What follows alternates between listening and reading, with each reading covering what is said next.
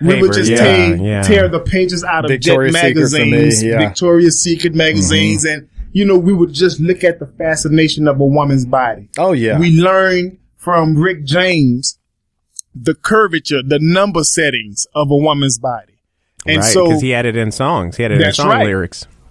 You don't remember that? I sure don't remember that. Oh, yeah. No. Brick house. She's a brick. And then he would go down and describing the numbers. Okay. And so there we go. As you have people that teach you things, you didn't know what those numbers meant. Right. You just sung the chorus or the verse. Until the popular culture. Until you started to learn. And so Satan has a way of implementing his steps slowly. But once it's full blown, just like you said in the last episode, nobody don't wake up and say, you know what, I'm just going to be a crackhead today. Yeah. By 6 o'clock. But once you take that first hit of any type of drug or paraphernalia, you're not addicted until you go back and do it again. Mm-hmm. Once you do it again, you're trying to now reach the high that you have never got. Right. Exactly. Same thing with pornography. Exactly. Once you look at it, okay, you can cut it off and you never have to go back. It has done something subliminally to the mindset. Sure. Mm-hmm. Sure. It's affected you, but you have a right or you have the ability at that point to turn it off. To shut it off. Yeah. And God has a way of helping you come through it. Yeah. To eradicate. But once you go back that second time, that's when the fascination and the appeal for everything just rush in. Mm-hmm. And so it's really, to me, upon that second time, once me and that young lady did it the first time, it wasn't great until the second time where we got to playing a game, hide and seek. Me and her ended up at the same spot. We got up under a house and we took our clothes off and we emulated. And that's where everything ran in with me.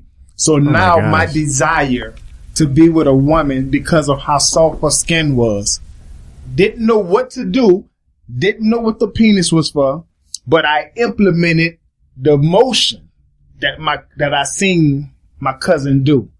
And so now everything is starting to fall in place.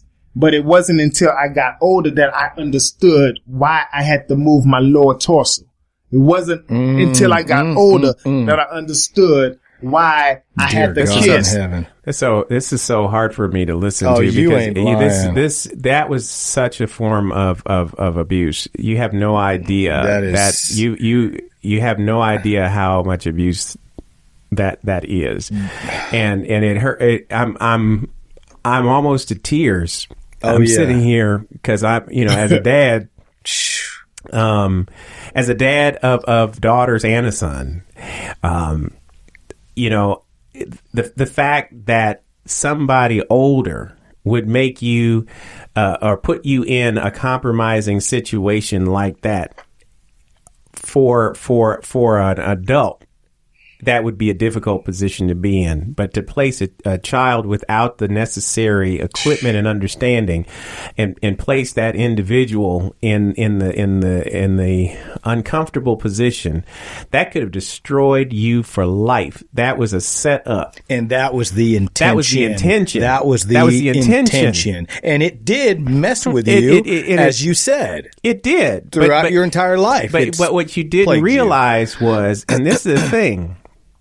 I mean, this is so hard for me because I'm thinking of my own flesh and blood with this. If somebody did the same thing and there was no adult supervision, and that somebody put that individual up to doing that was nothing but Satan himself destroying you from the inside out, taking away your childhood, taking away your innocence, taking away your ability to have a clean experience so that you could make a loving choice. They were trying to turn you into something that was not what God originally planned for you. And what you have made, each of you guys have made the point that the strike is early. The strike is early. So intentional. The crutch, the attack is early in the process. And now what that leads me to is the second point.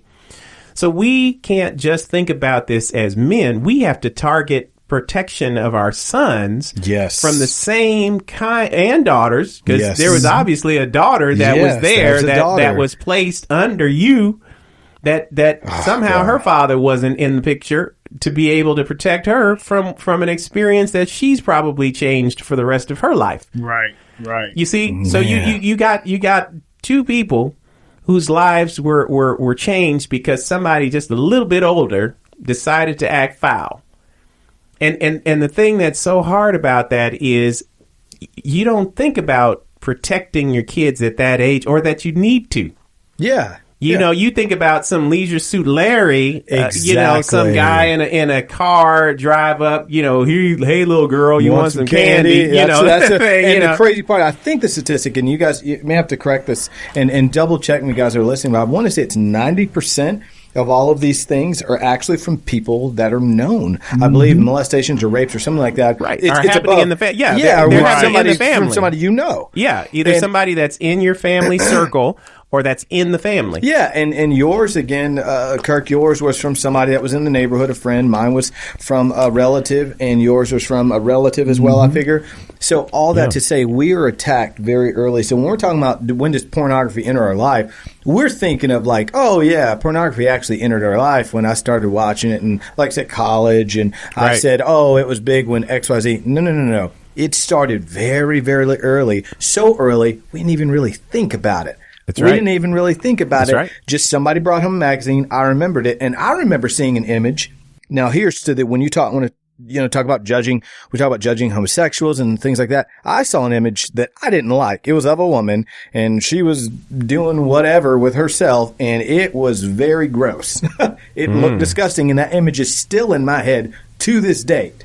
Okay? So I could see people going the other direction. Now, thank God I didn't, but I could see people going the other direction and say, I don't want anything to do with that. If it looks like that, that's horror. That's something from Alien. You know what I mean? Right. But I could see people going the other way. So it's our job, I feel like, it's not only as men, but as Christians, to understand, first of all, that the person is not to blame. They are not our enemy.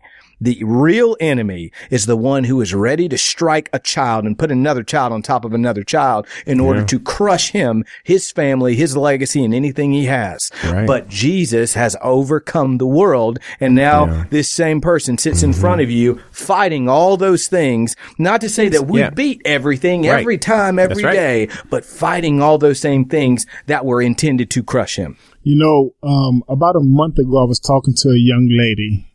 And we was it was after a church gathering. We were just sitting around talking. I don't know how the conversation came up, but somebody asked, when was your first kiss? Can everybody remember? And this young lady, she's 45. She said she remembered her first kiss. It came after watching a cartoon movie called Lady and the Tramp. Oh, yeah. She saw two dogs kiss, and she thought that was so romantic. And I'm saying that to say sometimes parents, as we allow our kids to watch, innocent cartoons, there are so many hidden subliminal messages within them that they just, they are, not obliviated to, because they see it. And she said, I wanted to experience the kiss, because when she looked at the dog and then she looked at the lady dog kind of, shyly turned away. While the man dog, who was the tramp, just continued to get a boastful spirit about him, feel proud about himself. So, she went out with one of her friends and they just snuck around the house.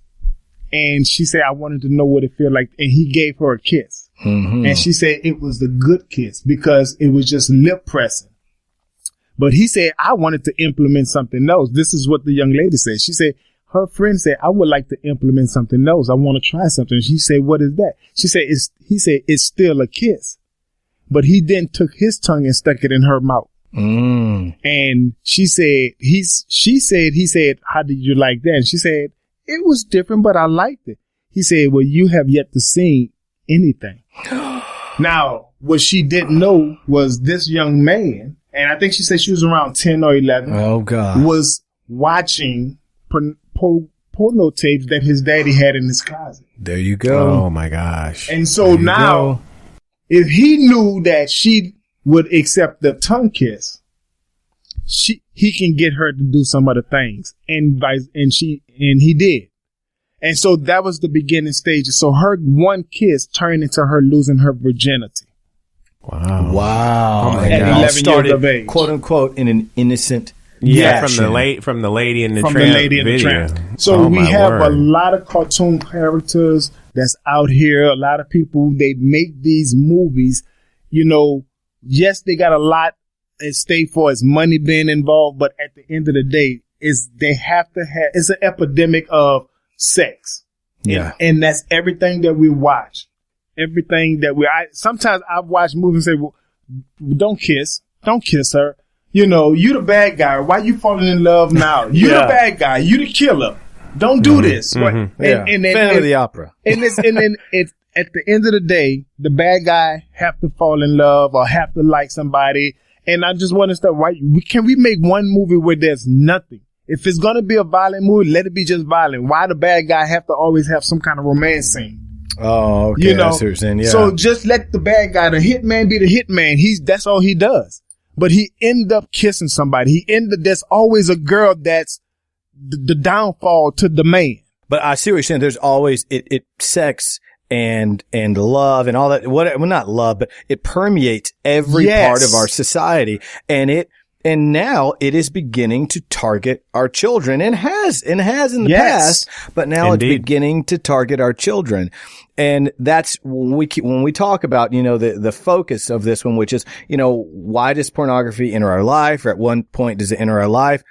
In my opinion, the period to this question, or the comment to this question, declarative, it's going to enter our life as soon as the devil can possibly get it in. As soon as he can get it into our life and corrupt us and destroy baby Hercules, because Hercules is going to be mighty and going to be powerful. You who are listening are going to be mighty and going to be powerful, but he wants to destroy you as early as humanly possible. Again, like we said last episode, the thief does not come but to kill, steal, and destroy. Steal, kill, and destroy. That is it. There is nothing else. And he wanted to do that with your life, my life, and it has, think about it, all of us have had lasting ramifications. It literally takes a few seconds to introduce pornography. I mean, it's the greatest investment the devil could possibly make. It takes a few seconds, and it literally has lasting ramifications for a lifetime. For a lifetime, and it's a struggle. If you think of it in the context of like food, you know, once you've had solid food, then it's very difficult to go back to just drinking milk. Yeah, you know, I don't know mama's milk no more. It's different, you know. So we've talked pretty much about this whole context of how it gets introduced. And we've realized that it gets introduced very early on. So we as dads, we as men have to recognize that we need to raise a standard to be protective of our young men, because it becomes every man's battle. Mm-hmm. The second thing is, now that we have to deal with it as men, how do we find a way to push it out of our lives? That's really the next question. How do we get it out of our lives? And we're going to hold that thought, because we're going to come back next week. We're about out of time. We're going to come back next week, and we're going to answer that question. How do we deal with pornography now that it's gotten into the lives of our friends, our families, ourselves perhaps, and how do we find our way forward? So until next time, love one another.